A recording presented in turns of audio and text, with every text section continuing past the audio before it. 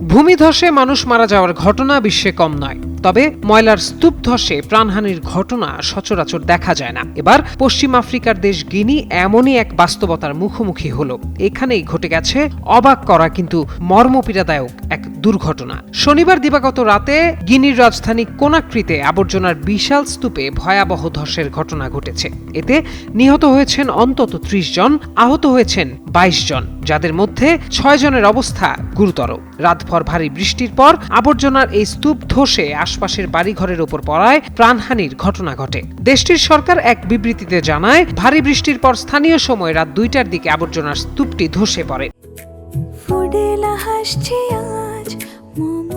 ফুডেলা একটি নাবিল পণ্য। ধসের পর ধ্বংসস্তূপের নিচে আটকে পড়াদের উদ্ধারে সামরিক বাহিনী সহ বিপুল সংখ্যক উদ্ধারকর্মী ও প্রয়োজনীয় সরঞ্জাম মোতায়েন করা হয়। পরে ঘটনাস্থলে ছড়িয়ে থাকা আবর্জনার স্তূপে উদ্ধারকর্মীরা খনন যন্ত্র দিয়ে তল্লাশি চালান। এ সময় স্থানীয় বাসিন্দারা জড়ো হয়ে সাহায্য করেন উদ্ধার কাজে। পরিস্থিতি দেখতে এবং উদ্ধার অভিযান তদারকির ক্ষেত্রে ঘটনাস্থল পরিদর্শন করেন গিনির প্রধানমন্ত্রী আমাদু উরিবাহ। ধ্বংসস্তূপের নিচে আরও মানুষ আটকে থাকতে পারে বলে আশঙ্কা করা হচ্ছে। এতে করে নিহতের সংখ্যা আরও বাড়ার সম্ভাবনার কথা জানিয়েছে সংশ্লিষ্ট কর্তৃপক্ষ।